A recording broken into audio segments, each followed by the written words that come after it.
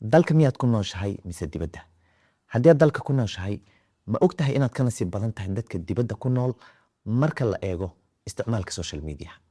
sababtan aan kuu sheego, youtube-ka, tiktok-ga waa labada meel ee inta badan muuqaalada dadka daawadaan.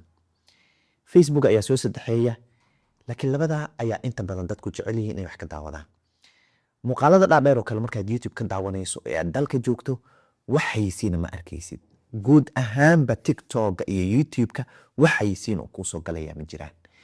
laakiin haddii aad dibadda joogto, fadlan haddii aad qof dibadda jooga aad og tahay oo aad taqaano, qaybta hoose faalooyinka ugu yar, isla markaana weydii xaqiiqda xayeysiimaha tirada badan ee youtube-ka iyo tiktok-ga iyo snapka iyo meelaha kale dadka ku dhiba. youtube-ka oo kale marar qaar waxaa laga yaabaa hal muuqaal oo dheer oo aad isleedahay ku raaxayso ama ka faa'iidayso aad isleedahay in ay soo galaan ama uu kaa soo galo 3 ilaa 4 muuqaal oo xayeysiina inay kaa soo galaan.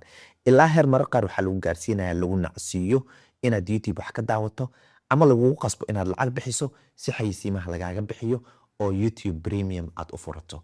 labada option on mid baa kuu furan. laakiin si kale marka loo fiiriyo dadka content creatorska ah ee muuqaal sameeyayaasha ah, dabcan arrintaa dhibaato ay ku tahay sababta wax lacaga kama sameeyaan inta badan muuqaalada dalka gudihiisa laga fiirsado, waana meesha ugu badan ee Soomaalidu ay joogaan ee ay wax ka daawadaan.